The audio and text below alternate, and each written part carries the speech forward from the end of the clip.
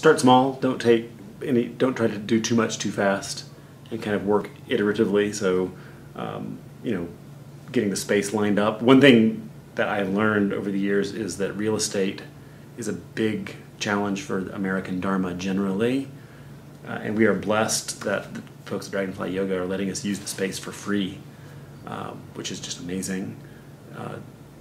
So keep it simple. Don't try to grow a big nonprofit structure before it's time to do that. Yeah, just kind of keep it simple.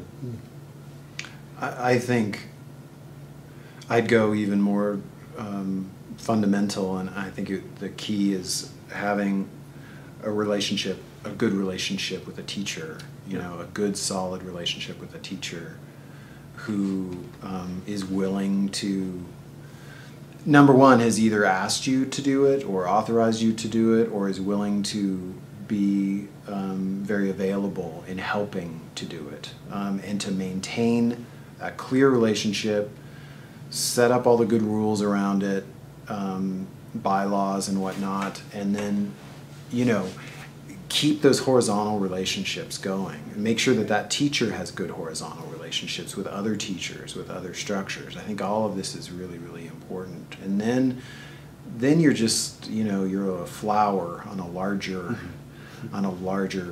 rhizome. Yeah. Yeah, it's important to keep talking. So if you're a new priest leading a group, you've got to have practice relationships outside of that group, peer relations and a relationship with a teacher. It's very, very important. Yeah.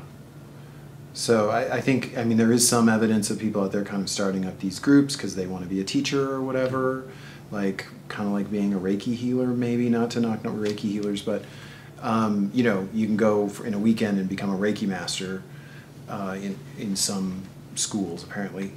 And yeah, and I think Zen, of all things, is this very long-term proposition, and it's a very long game. Yeah. There's a lot of kind of insider stuff around Zen. There's all the history and the forms and the details, and I have found sometimes that it's not, most people don't really care that much about all the inside baseball things of like which way you hold your shashu or how you're bowing, and you can, it's easy for those of us who are kind of Zen geeks to really get wrapped up in the history of it, and then in 1985 they did this change, and now there's a subtle change in how we're chanting the Heart Sutra, and most people really don't care about that. They just want to know that you have some grounding in the practice, and they're kind of willing to just go along.